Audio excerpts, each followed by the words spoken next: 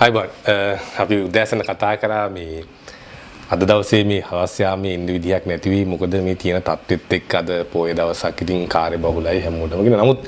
මේ දවල් වෙච්ච සිදුවීමක් එක නැවත අපිට හිතනවා මේ ගැන කතා කළ යුතුයි කියලා මොකද නැත්නම් මේක මගේ හැරුණොත් ඔබට අපරාධයක් කියලා නිසා ඉතින් අපි ඒ අනුව තමයි අද මේ කතාව නැවත ගෙන්නේ මොකද හේතුව අද දවල් කාලේ ඊ අත්අඩංගුවට ගත්ත තුෂාර උපුල්දෙනිය කියන්නේ බන්ධනාගාර කොමසාරි ජෙනරාල්වරයාව ඉදිරිපත් කළා කොළඹ මහේස්ත්‍රාත් අධිකරණය වෙත ඒ ඉදිරිපත් කිරීමේදී අද අධිකරණය තුල විශාල ආందోලනාත්මක ප්‍රකාශයක් සිද්ධ වුණා ඒ තමයි නීතිපති දෙපාර්තමේන්තු නියෝජනය කරමින් පැමිණිච්ච අතිරේක සොලිසිටර් ජෙනරාල් දිලීප පීරිස් මහත්මයා යම් අනාවරණයක් සිද්ධ කරා. ඒ අනාවරණය අනුව මේ වෙනකොට ලංකාවේ ජනපති පොදු සමාව යටතේ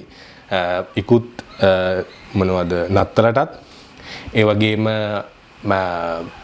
නිදහස් දිනයටත් ඒ වගේම වෙසක් පොය දවසට අනුව ගත්තාම රැඳවියෝ සියලු ගණන නිදහස් කරලා තියෙන ගණන තමයි අපිට 69 දිනක් මේ වෙනකොට නිදහස් කරලා අවලා තිනවා මේ නීතියට පිටින් ඒ කියන්නේ 69 දිනක් නීතියට පිටින් බන්ධනාගාර ලොකු ලොක්කන්ගේ කැමැත්ත මත යවලා තිනවා කියන කාරණේ ඔහු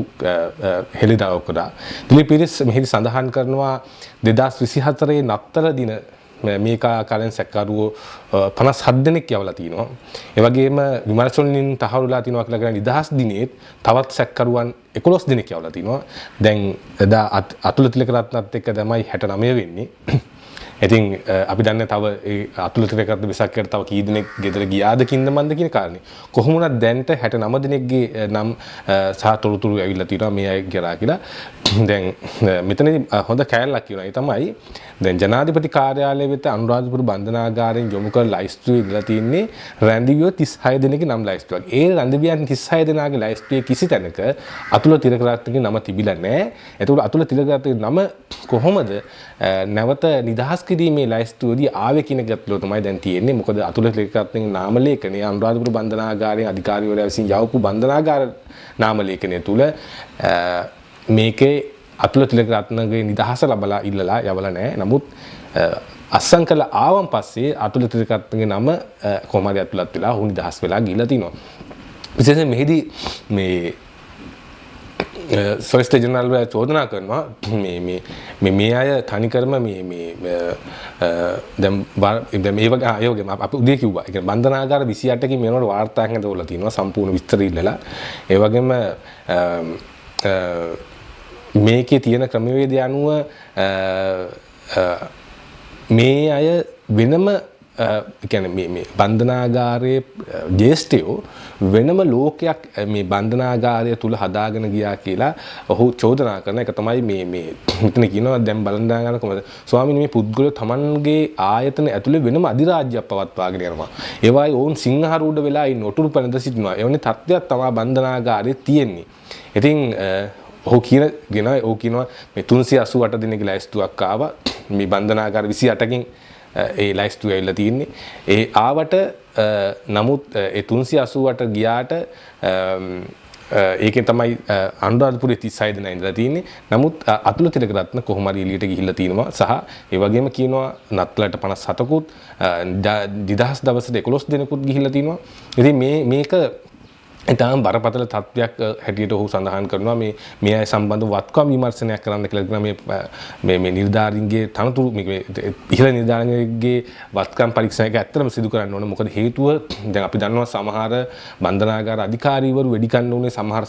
සිදුවීම් නිසා එතකොට ඒ අය කොහොමද ගෙවල් හදාගත්තේ ඒ අය යාන වාහන තියාගත්තේ කොහොමද කියලා හොයන්න ඕනේ මොකද විශාල අපි දන්නවා දැන් අපි දන්නවා පහුගිය කාලේ දේශපාලඥයෝ බන්ධනාගාර ගත වුණාන් පස්සේ ඔය අය යන්නේ රෝහලට නිකන් රෝහලට යන්න බෑ මේ ලොකු ලොක්කන්ගේ සහාය ඕනේ සමහර අපි දන්නවා ඇමතිවරු ගිහිල්ලා බන්ධනාගාර අධිකාරී ගෙදර හිටියේ රිමාන්ඩ් වෙලා එහෙම අවස්ථා තිබ්බා ඒ නිසා මේක සම්පූර්ණයෙන් මෙතන ලොකු මාෆියාවක් යනවා මේක නිකන් කරපු දෙයක් නෙමෙයි මෙච්චර 69ක සංඛ්‍යාවක් දැනට අනාවල 69ක සංඛ්‍යාවක් කොහොම නිදහස් වුනේ කියලා ප්‍රශ්නයක් තියෙනවා ඉතින් කොහොම වුණත් මේ මෙතනදී මේ සැකකරු වෙනුවෙන් පෙනී සිටි නීතිඥයා කියන දේ තමයි ඔහු හැබැයි ඔහු කැලලක් කියනවා ඔහු කියනවා මේ වෙසක් හෝ නත්තල වෙනුවෙන් ඊට කලින් තමයි ලයිස්තු යවන්නේ ඒ යවලා ඉන්න අතරතුරේ තවත් පිරිසගේ සමාව ලැබීමට සුදුසුකම් ලැබනවලු ඒ ගියහන් පස්සේ මැදදී එතකොට ඒ ලයිස්තුවත් යවනවලු ඒ ලයිස්තුවේ ඇදිහාම අර මුල් ලයිස්තුවේ නම් සඳහන් වෙන්නේ නැහැ කියලා ඔහු කියනවා ඉතින් එතනත් පොඩි යම් කාර්යයක් තියෙනවා හැබැයි ඊට පස්සේ ඒකට එවුන් මේ චක්‍රලේඛනයක් ඉදිරිපත් කරනවා අධිකරණයට හැබැයි දීප පීරිස් චෝදනා කරනවා ඒ චක්‍රලේඛනෙම කිසිම යොමු අංකයක් නැහැ යොමු අංකය යොදලා නැතුව කොහොමද යෙදුවේ කියලා ප්‍රශ්නයක් ඔහු නගනවා හැබැයි කොහොම වුණත් මෙතන දැන් ජනාධිපතිවරයාගේ පාර්ශවයේ පැත්තෙන් ජනාධිපති ලේකම් කාර්යාලය කියන අපි 380කටයි අස්සම් කරේ ඉතින් 380ට නැති 389 වෙනි කෙනෙක් කොහොමද නිදහස් වුනේ කියන ප්‍රශ්නයක් දැන් මෙතනට ඇවිල්ලා තියෙන්නේ ඉතින් මේක බරපතල කතාවක් අපි දැක්කා අපි උදේ රහස් පොලිසිය නිදාන්නේ යම් කතාවක් කරනකොට ඔහු කියන දේ තමයි මෙතන ලොකු මාෆියා කරලා තියෙන නිසා ෆයිල් ඔක්කොම මුලින් ඉඳන් ඇදලා බලන්න ඕනේ අවුරුදු ගහීපෙකින් මේ සිද්ධ වෙලා තියෙනවා බය නැතු එක මේ අවුරුද්දෙත් කරේ ඉතින් ඒ නිසා අපි බලමු හෙට අනිද්දා වෙනකොට මොකද්ද මේකේ ඇත්ත තත්ත්වය ඇත්ත ස්වරූපය මොකද්ද වෙන්නේ කියලා අදට ඔබට මේ ඉක්මනින් පුවත ගෙන ආවේ අර 69 දෙනා ගැන කියන්නේ අපි ඉදිරියට බලමු මොකද්ද වෙන්නේ කියලා